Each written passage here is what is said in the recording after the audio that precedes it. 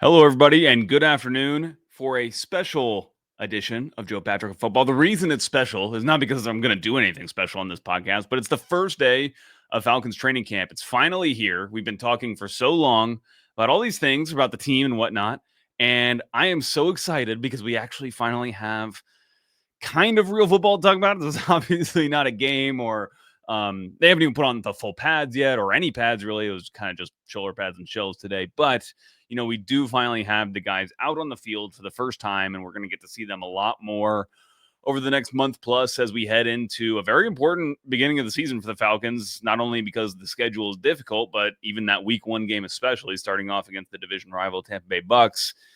Leading up to that's going to be really important. And there's a lot of moving pieces, in the defense. There's lots of different battles, as we've talked about, with a lot of rookies competing for spots, and on offense even. Although the positions are settled, how is Michael Penix going to work his way through this camp? How is he going to look through all of that? How are all of his pieces going to look? I think that's a great jumping off point for us on this show today, because one of those pieces, namely Kyle Pitts, was featured a lot today, got a lot of work. Michael Penix even kind of made the offhand comment before his press conference, his post-practice press conference even started, that they were getting the ball to Kyle a lot today. And it wasn't just that Penix was throwing him the ball, but I thought it was interesting the way that they were involving Kyle Pitts. Just the different positions they were lining him up in. I saw him lined up from everything from inline, which of course he's going to do as a tight end, to being split out and being a little bit more receivery. We even saw him running some individual drills with the receivers. We also saw him working individually with tight ends coach Kevin Koger. So I wouldn't get too out over your skis and think that he's being converted to a receiver, but I do think that the coaching staff has probably been thinking of ways this offseason that they can modify Zach Robinson's scheme in order to get the most out of Kyle Pitts, because he's still a very talented player, despite the fact that he hasn't lived up to, expectations statistically, obviously, over the last few years since his rookie year. Obviously, still has a lot of potential there, and I think that this staff probably feels like they can unlock a lot of that potential with Michael Penix at quarterback and everything that he offers. So it was a big day for Kyle. Raheem talked about this basically, that they've been thinking about this, and he even alluded to some 12 personnel, which I don't want to make too much of, because they were saying these kinds of things also last year, and it didn't really come to fruition. They ended up running 11 personnel, even more, I think, than what the Rams ran, which was 94%. I think this team was even over that. So they were strictly an 11 personnel team last year. We'll see if they mix it up at all. In fact, last year, I don't even remember them. I feel like they were in 21 personnel more than they were in 12, because they at least have, Tyler Algier and Bijan Robinson, who you can put together on the field. But anyway, yeah. And Penix talked about the fact that, these guys have really developed a pretty close relationship, given that Penix has only been here for about a year. And he referenced golf, as being an important part of that. We've talked, I believe, I don't remember if we've talked about it on the podcast before, but I've definitely talked about it on my radio hits on 90-9 about golf kind of becoming a bonding activity that a lot of players on the team do. I was talking to Zach Robinson about it during coach availabilities earlier, a couple months ago. And he said that there's basically a group text that's got some players on there. I don't know if the coaches are involved in the group text, although I know that Penix reference, he was playing with Zach Robinson the other day. But they will basically be on, and somebody will send out the bat signal saying, I'm going to play at this place, and I need 3, I need 2, whatever it is, and people will respond and basically take up those times. And so that's great. I mean, I love golf. I'm wearing actually a golf branded hat right now. But I think it's really great for building relationships, because you get away from a screen. I mean, that's why I like it, but you're away from a screen and you're just you're kind of alone with the people that you're playing with for the better part of 4 hours. And throughout that time, there's nothing else to do but to just kind of shoot the crap and talk about what's going on in life or whatever. I mean, anything. You could talk about anything on a golf course, honestly. And that is kind of all part of building relationships. And it's not necessarily, that's not time on task. That's not necessarily kind of football related whatsoever. But, I thought Michael Penix said it really well, which was that when you spend all this time with people, outside of football. It's actually important for it not to be football related, because once then you are doing something football related, and whether it's practice, whether it's in the film session, or whether it's even in the heat of a game, that time that you spend away and building those relationships, again, building relationships by just talking about whatever, that allows you then to be more honest with people, and you can just generally give honest, well, I'll call it feedback. A lot of times, like, feedback can be pretty like, you got to F and blah blah blah, what, do whatever, like, it can be pretty intense, like, but that way, when you have built the relationship, it's not received by the person as being as aggressive as sometimes it might be when you're in the heat of a game, and you've got the adrenaline pumping or whatever it is, or when you just really do need to be like super critical of something that somebody did at a certain point of time. And Penix even went on about this later on in his press conference, talking about some things that he learned earlier in his college career, and from his dad. Even, I know his dad was his little league baseball coach growing up, and just leadership is about leading, but it's also about understanding how people receive your leadership. I think this is like very like high level stuff for like a second year quarterback who's going into making his fourth NFL start, by the way, but that's kind of an aside. But for Michael Penix to understand that everybody's their own person, and just everybody's going to have their own perspective on the way that you say things, and you have to understand, as the person who's saying it, that the way that you come across and kind of have that, we'll call it like emotional intelligence, basically, really really high level stuff. And that's ultimately what makes great leaders, and gets other people on board with them, and gets others to actually follow the way that they're going. So that's all really good stuff. But again, Kyle Pitts was, what's most important, at least for Falcons fans, was him being on the field, making big plays. So that was really fun. Before I get too far, I do want to kind of set a little bit of expectations for this podcast, by the way, which I should have done off the top. By the way, my name's Joe Patrick. I've been covering the Falcons since 2022 for 92.9 The Game, where I came off the Braves beat, came on to the Falcons beat.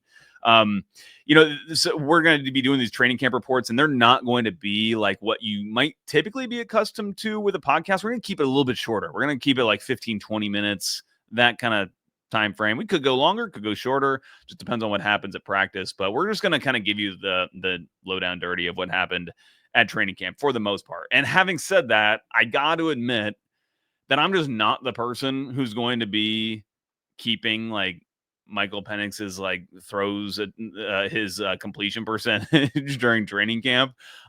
First of all, because it's really hard to do, and it's really easy to be inaccurate with, because there's a lot of note taking that has to happen, and if you get distracted, you might miss something, and it might not even be accurate. First of all, in fact, I would venture to guess that most people who are putting out completions and attempts from practices are actually inaccurate in some form or fashion. It might be minor, might be major, but I bet you it's inaccurate, first of all. Second of all, I just don't think that it's very reflective of anything important that's happening. If Michael Penix is amazing, I'm just going to tell you he's amazing. I'm going to describe some of the things that happened in the practice and use that to try to convey information. And if he's not, same. I'm going to say that he was missing throws. He was, he was high. He was, behind receivers, whatever it might be. But I'm not going to. So if you're looking for like training camp stats, not going to be the person to give it to you. I'm also not going to get too hung up, at least at this point in time, on like rotations and who's out there, who's with the ones, who's with the twos, that kind of thing. We'll start to do some more of that as training camp progresses, and we do get a better sense of what the pecking order is with these guys, and especially when we're trying to determine who's going to make this team, using some of that information as evidence. But right now, I'm not going to get into it. Like, I've got some notes in front of me. I always kind of will every once in a while just jot down all the players on defense, like who's out there on the field at the same time. So for example, I've got one defensive line rotation that's got Arnold Ebiketie and Leonard Floyd on the edges, David Onyemata, and who's 99? I'm really bad, by the way, with the numbers right now. That would be Morgan Fox. So Onyemata, Morgan Fox at defensive line. That seems like a pretty high level defensive line. But then like at linebacker, you have JD Bertrand and Jelani Woods, I believe is his name. Am I getting that right with Jelani Woods?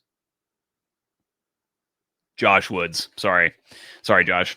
And then like Clark Phillips at corner, et cetera, DeMarco Helms. So like they're just really going to mix and match a lot with these guys. So not taking too much away from it yet. I will say there's one lineup that I have written down that's like a pretty clear starting at least back seven. That would be, and this is interesting. Well, maybe it's not even a starting back seven. Because let me check. Okay, that's Jordan Fuller. So at corner, you've got AJ Terrell, Mike Hughes. At safety, you've got Jesse Bates and Jordan Fuller, a player that I think a lot of Falcons fans have thought could potentially not even make the team, or especially not start. Again, we'll see if Xavier Watts is able to win that starting job. We talked about that on the last episode. Had Billy Bowman in as the nickel in that one, which is interesting. You had Caden Ellis and Divine Diablo at linebacker, who you would expect there. And then at defensive line, you had James Pierce Jr. and Brandon Dorless on the edge with, again, I apologize for this, Taquan Graham and Ruka Roro at the defensive tackle spot. So that's just an example of the way that this team is mixing and matching at the current time, and why, like, again, I'm not going to just like base too many opinions off of it yet. When I think it's important, then we'll start talking about it. Something that is probably important today that happened is Darnell Mooney left practice. It's unfortunate. He doesn't seem to be major, but we don't know. Definitely seemed like an upper body thing. He was running one of those corner routes that he's kind of famous for. Kirk said he runs the best one, and dove out for a ball. It was a really nice ball.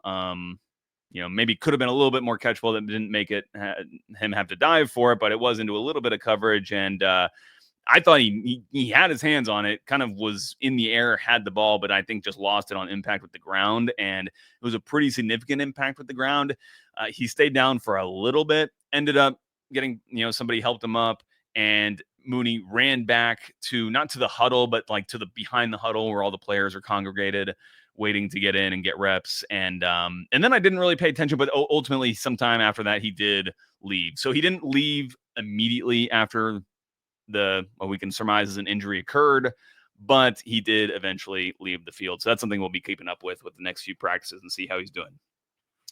One of the other big talking points heading into this practice session in particular was with Kaleb McGary, because McGary's going into the last year of his contract. He's kind of been his position has, I think you can argue, it's been elevated in importance by virtue of the fact that Michael Penix is now the quarterback for this team, who is left-handed. So the right tackle now becomes the quote unquote blind side. Even McGary played down the extent that is the case, though, in reality, where he's saying, we run out of shotgun. He's not really all that blind to what's coming from either side necessarily. But I thought when, McGary, the guy is just super funny to me. He's got this like very wry sense of humor, and I appreciate him a ton. And he was ultimately eventually asked, I believe, by Mark Raimondi from ESPN about, his contract situation and whether he would like to, get an extension done. He said, no one is more willing to accept money than I am, or something to that effect, which I thought was a great way to phrase it. But I mean, clearly he's willing to play on this deal. Like, he was starting, he was with the starters. It wasn't like a hold in situation whatsoever. I mean, the guy was out there doing everything he needed to do, everything the coaches were asking of him. Having said that, the coaches were what Raheem Morris calls like a modification of basically the training schedule, which they were doing with Pitts. Again, Pitts was kind of pulled away from the group at one point late on in the session and was just doing some individual work with Kevin Koger that was not very physical, more of just kind of like mental stuff about what he needs to be doing. So I think that was Kyle Pitts's version of kind of having this modified practice, because he missed so much of off season, rehabbing some injuries and whatnot. And it's the same with Kaleb McGary. And McGary did explain that the injury that he's been dealing with was bone spurs in his ankle. And he basically had a minor procedure to have those bone spurs removed, just like an arthroscopic thing where they just like basically make a hole and just kind of go in with minimal invasive surgery. And he said that the result of it is that he's never had a joint feel better currently than his ankle, which was previously giving him a lot of trouble. And he said that he's been playing with it for the better part of a couple seasons, a couple years at least. And he said he had a bunch of bone spurs taken out. If that's the case, It's probably been dealing with this issue for quite some time. And so, is that actually going to make him a better player? Probably not. But he's certainly going to be in more comfort, at least on that ankle with that issue he'd been dealing with. So it's great to hear that, and just generally appeared to be in a really good mood. And if anybody wants to watch it, the whole thing is on I filmed it myself. Be on my personal Twitter, at JAPatrick200. But the Falcons will also post it shortly on YouTube. Speaking of that, another kind of interesting conversation we had today was with Younghoe Koo, which again, like the team communications will, I'm sure, post most of this, but I know that for the latter part of this conversation we were having with Koo, the cameras had kind of gotten out of there. So there is some of this will be new. Nobody will have seen it yet to this point. About his injury, I was just curious to ask him more, and he talked about the competition he'll have with Lenny Craig, and he's looking forward, kind of motivated by that. He says he's been on the other side of that competition when he was drafted, so he kind of understands it, accepts it, has no problem with it. The good point that he makes is that as a kicker, you have to have the mindset that you're always competing for your job, because there's only 32 of them, and that there's other kickers that are training. There's tons of college kickers that graduate every year, whatnot. So that there's always guys who can take your job. They might not necessarily be physically present at the training facility, but any given week they can call somebody up and have them up for a workout and sign them if they want. And if they think that they're better than you are, then they'll put you on the team. I mean, they're just kickers after all. I just said they're just kickers. They're barely people, these guys. No, I'm just kidding. So I think Koo has a good mentality going into all this. But I did want to ask him about the injury, because it was a weird one. He cropped up. He was on the injury report for a while with the hip, and he was playing with it. And then ultimately it got to a point where they took him off. And he did say that there was it wasn't like he didn't feel like an acute injury in terms of there being like, ooh, like this kick, I tweaked it. And by it, I should say it was a groin injury. He explained. He actually said it was like, it's a groin muscle that's like so deep, kind of inside the, I don't know what you would call it, like the socket, basically, like the hip socket or whatever, that like no other player would be checked for something like this. And every other player would play through it and have no problems playing through it. Only problem for Koo is that he really needs his leg to function extremely well. And it was just one of those things where, well, let's tell the story. First of all, he says like he just felt like typical soreness. Like he said, after a game, you just have soreness from having kicked, which, by the way, is a more strenuous exercise on these guys' legs and like the mechanisms in the body than you might think. To the point where these guys don't even kick back-to-back days. Like they will take a day off of kicking and they'll kick every other day. And usually special teams in practice are scheduled like, we're kicking on this day and then we're punting the next day and then we're kicking the next day. So that you do alleviate that load. But he said after one of the games, he had just some typical soreness.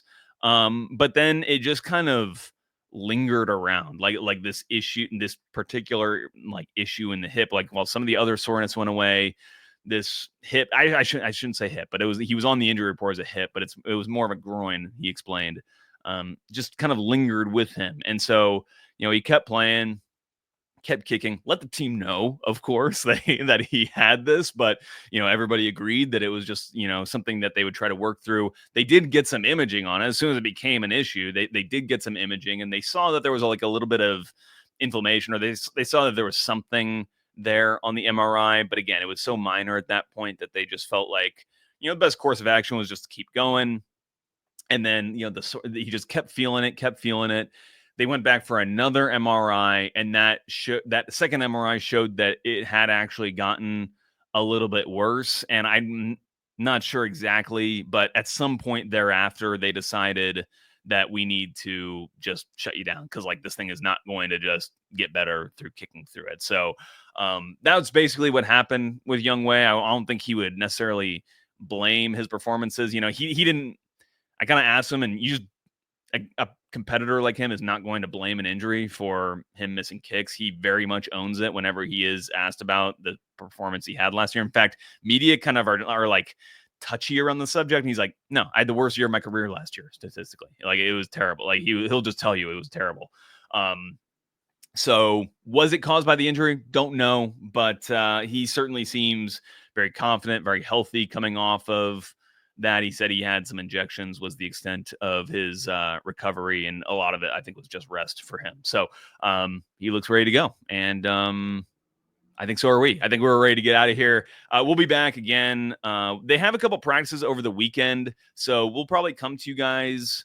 Actually, it probably won't be until Sunday, and then again on Monday, and we'll be going throughout the next week because the team is off on Friday. So until then, again, you can catch this podcast if you're not watching it on YouTube right now. On YouTube, 929 The Games 929 The Games Facebook channel, where you can find it in video form. If you're listening on podcast, Joe Patrick on football, anywhere you get your pods. Until next week, we'll talk to you guys later.